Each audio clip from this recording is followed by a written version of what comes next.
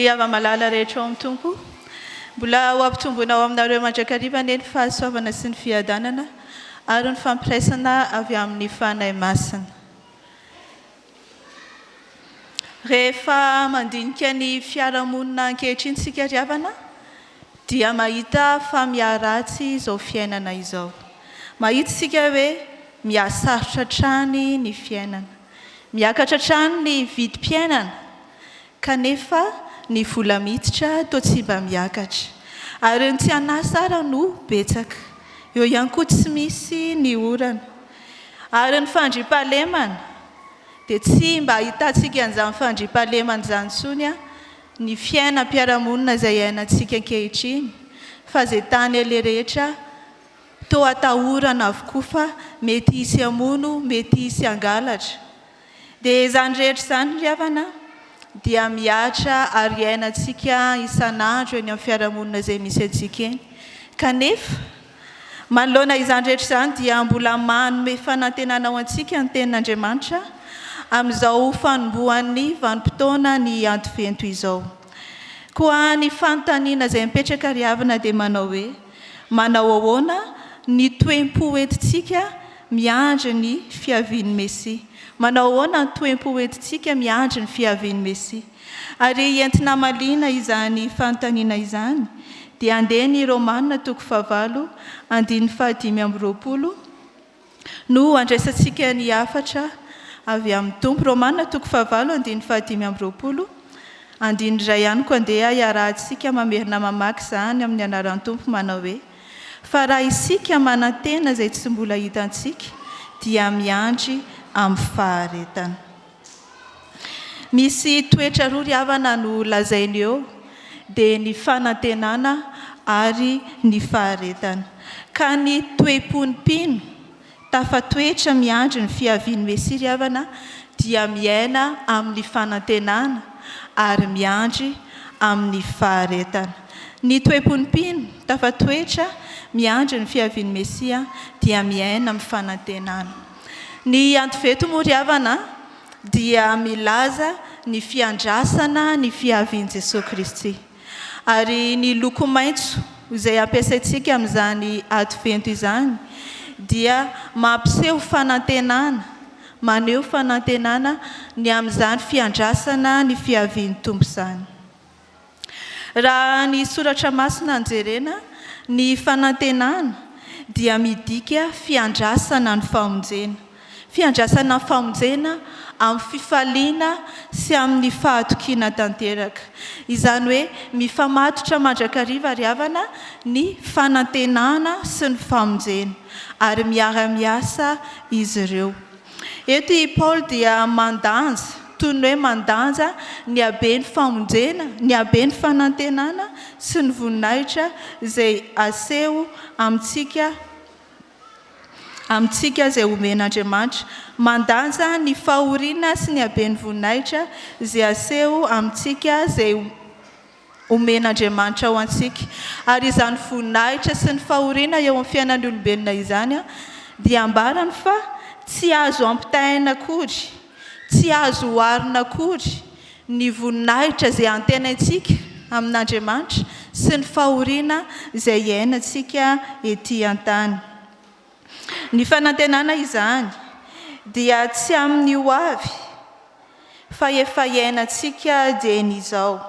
Ary ny voninahitr'Andriamanitra izay antenaintsika dia ampitafiana ny zanaka amin'ny fanafahana ny fanadevozana sy ny fananganan'anaka ka hazona ny fiainam-baovao na ny fahoriana vaovao. Ary ao amin'i Jesosy Kristy riavana no azontsika izany fanantenana velona izany. Araka ny Kolosiana 1:7 manao hoe izay efa tian'Andriamanitra ho ampahafantarina ny haren'ny voninahitra ity zava-miafina ity any amin'ny jentilisa dia Kristy ao anatinareo izay fanantenana ny voninahitra. Izany hoe ao amin'ny Kristy no ahafahantsika manana izany fanantenana ny voninahitra izany. Izany voninahitra izany izay ho ampitafiana antsika zanak'Andriamanitra izay mino an'Andriamanitra marina tokoa. koa ny fanantenana izay ao amin'ny Kristy ry havana dia iaina ny mpino kristianina, ary anisany maha izy azy ny maha kristianina dia ny fiainana izany fanantenana an'Andriamanitra izany, ary ny fahoriana sy ny zavatra mitranga, ny zavatra lalovana eto amin'izao fiainana izao dia tsy azo hoharina amin'izany voninahitra izay antenaintsika eo anatrehan'Andriamanitra izany. Izany hoe zava-dehibe indrindra izany fanantenana ampanantenain'Andriamanitra antsika olombelona izany.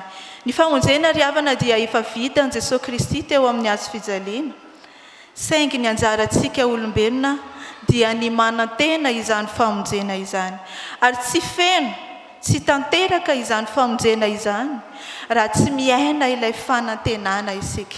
Izay ilay hoe miara-miasa ny famonjena sy ny fanantenana. Raha tsy miaina izany fanantenana izany tsika dia tsy tanteraka izany famonjena izany. Satria ry havana dia ny fahatanterahan'ny famonjena marina tokoa dia amin'ny fotoana izay avian'i Jesosy Kristy eny amin'ny rahon'lanitra ka ny ampiankarana antsika ary hanomezana antsika ny voninahitra izay efa nampanantenaina antsika. Koa manoloana ny fiainantsika ao amin'ny fiarahamonina izay feno fahalovana amin'izao ankehitriny izao dia manana fanantenana velona ao amin'i Jesosy isika. Mbola manana fanantenana ao amin'ny Tompo ihany isika, na dia eo ary hoe zavatra maro izay tanisaintsika teny am-boalohany miatra ety amin'ny fiarahamonina. Maro ny manao kolikoly. Amin'ny sehatra rehetra izay andehanana dia misy foana ny tolotra kely. Ary tsy afaka miasa, tsy afaka miroso mikarakara taratasy raha tsy manao kolikoly kely foana. Eo an-tranony tsy fahamarinana eo amin'ny sehatra maro samihafa izay andehanantsika.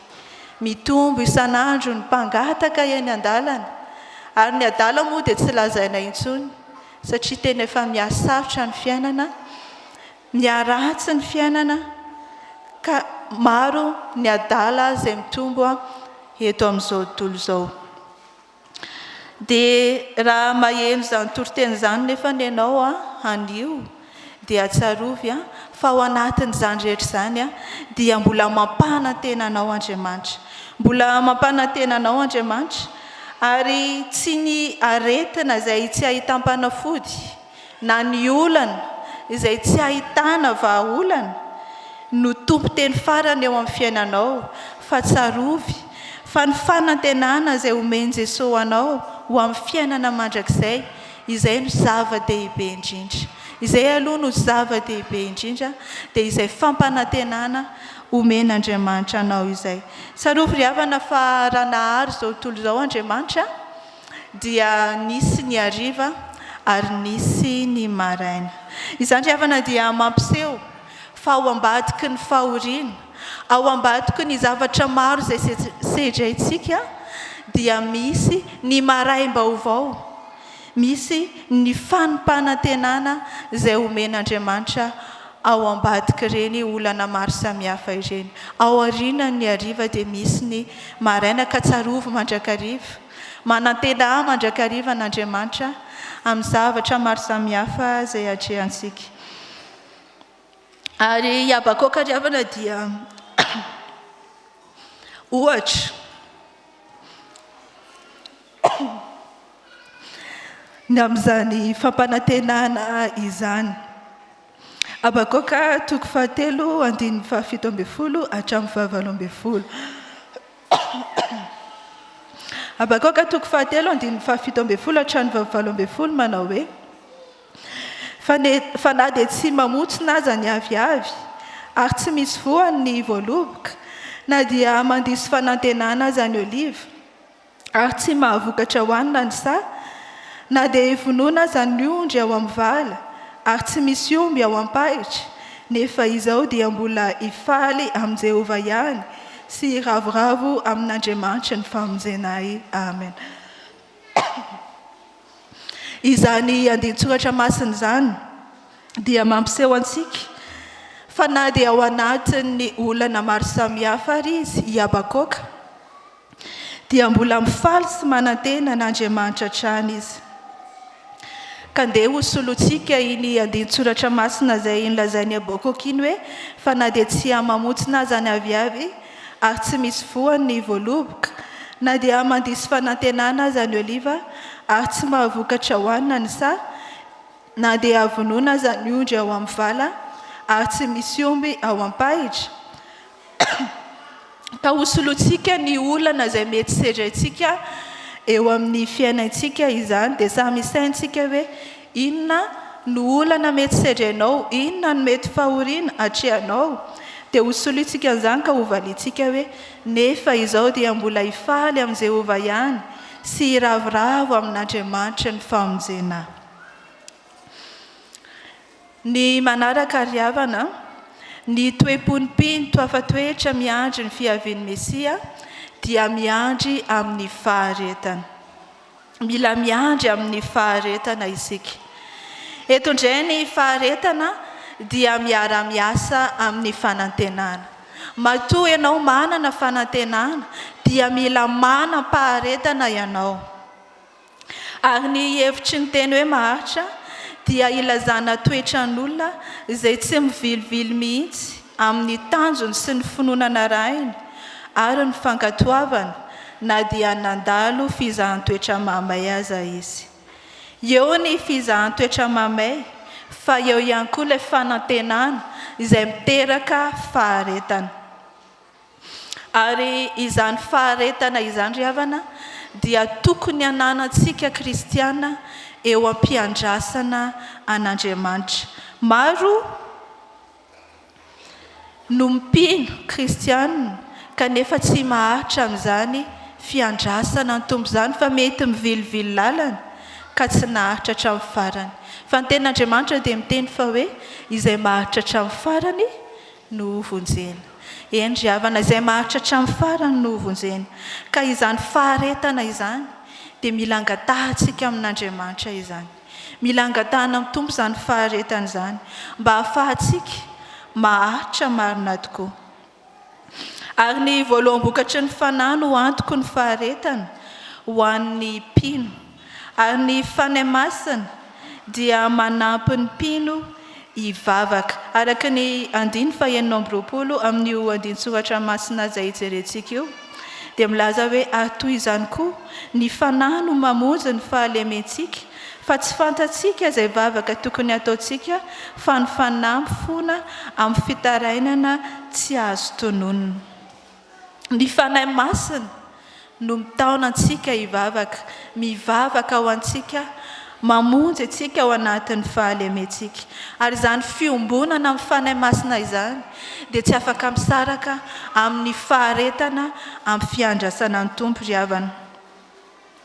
Mila manam-paharetantsika amin'ny hazakazaka izay andehanantsika, amin'ny lalana maro samihafa izay andehanantsika, ary eo am-piandrasana izany famonjen'Andriamanitra izany dia mila manana izany faharetana izany isika. I Joba dia ohatra ny amin'izany faharetana izany. Izany faharetana an'Andriamanitra izany, ary Jakoba dia milaza amin'izany ao amin'ny Jakoba 5:1-10 manao hoe indro ataontsika fa sambatra izay efa naharitra, fa renareo ny faharetan'i Joba, ary efa hitanareo ny farany nataon'ny tompo taminy, fa miantra indrindra ny tompo sady be famindrampo. Hitantsika ry havana ny niatra tamin'i Joba. Niatra zavatra maro samihafa izay tsy takatry ny sain'olombelona izy. Niatra fahoriana maro samihafa izy. Nefa tao anatin'izany dia nanam-paharetana hatrany izy fa mbola monjy azy Andriamanitra. Mbola monjy azy Jehova Andriamanitra. Ary ny fiainany an'izany faharetana izany dia tanteraka taminy ny famonjen'Andriamanitra. Tanteraka taminy ny fiadanana tao amin'Andriamanitra. I Jesosy Kristy ihany koa ry havana no modely tsara indrindra amin'ny faharetana. Satria izy ilay naharitra teo amin'ny hazo fijaliana, izy ilay Andriamanitra, kanefa nanaiky niharitra teo amin'ny hazo fijaliana ho famonjena ho antsika. Ka ny fiombonantsika sy ny firaisantsika amin'ny Jesosy Kristy Izay ihany koa no ananantsika izany faharetana izany.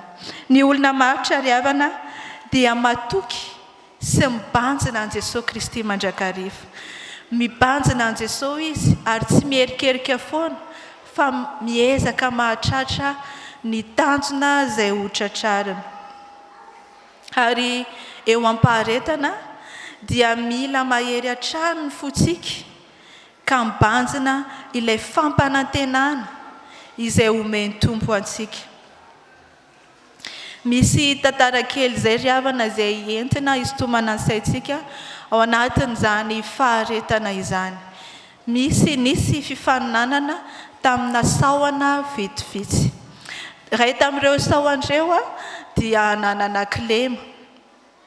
Rehefa nanana kilema izy dia nanilikilika azy ny mpiara-miazakazaka aminy. Io ve havita hatramin'ny farany izao hazakazaka izao? Io koa ve dia havita fa aleo avelantsika izy. Nandeha ny hazakazaka nandeha ity. Mbola niroso hatrany ity sahona izay manana kilema ity. Teny hatrany ireo namany. Jerety izy toa mbola lavitra be. Jerety izy toa tsy mahavita mandeha. Nandeha ihany nefa ny lalana, niroso hatrany ny lalana. Dia mbola niteny azy ireo namany. Aleo izy avelantsika mandeha dia hita eo raha ho tonga hatramin'ny farany, enjehantsika izy avy eo. Rehefa ny farana dia tonga hatramin'ny farany ity sahona izay nanana kilema ity. Nahoana izy no tonga hatramin'ny farany? Satria marenina ilay sahona. Ny tinambara amin'izany ry havana dia izao. Tsy nihaino izay feon'ny olona ivelany izy. Tsy nalala izay mety fanaratsiana natao azy izy. Fa naharitra hatramin'ny farany izy. Tsy nijery ilay kilema izay tao anatiny izy. Fa naharitra ny roso hatramin'ny farany izy. Ary izany faharetana izany dia nahatonga azy nahatratra ny tanjona izay tiany ho tratrarina. Ka isika ihany koa ry havana, raha mibanjina ilay tanjona dia ny amin'ny fiainana mandrakizay dia hiroso hatranintsika ary tsy hierikerika foana fa hibanjina an Jesosy Kristy ary hanampaharetana hatrany amin'ny zavatra maro samihafa izay ataontsika. Eo ny fanantenana ny amin'ny fiainana mandrakizay, fa eo ihany koa ny asa maro samihafa izay ataontsika. Mety amin'ny fianaranao izany, mety amin'ny asa mandrara, mety nanokatra orinasa ianao, ka misy hatrany ny olana izay sedrainao anatin'izany. Nefa tsarovy fa rehefa mibanjina ilay tanjona ianao, rehefa mibanjina an Jesosy Kristy ianao, dia tojo hatramin'ny farany hatrany. Ka ndeha ny tanjona no hojerena izay ny antsoiny Tompo anao no hojerena ary manana faharetana amin'ny zavatra rehetra izay efa nampanantenan'Andriamanitra anao. Firy sy firy no mialan-daharana amin'ny finoana an'Andriamanitra, amin'ny fanarahana dia an'Andriamanitra. Kanefany izay maharitra hatramin'ny farany ihany no handray izany famonjena izany. Ka mila maharitra isika ry havana. Ary ho feno izany rehetra izany dia ny fotoanany advento ry havana dia fiainam-pifaliana. Ka esory izay rehetra mety alahelo, esory izay rehetra hakiviana fa andehantsika hibanjina an Jesosy Kristy ilay efa manome fanantenana ao antsika. Andriamanitra dia mampitsahatra ny fanantenana sy ny fisentona ranofo, saingy mampanantena fahoriana vaovao eo amin'ny tontolo misy antsika.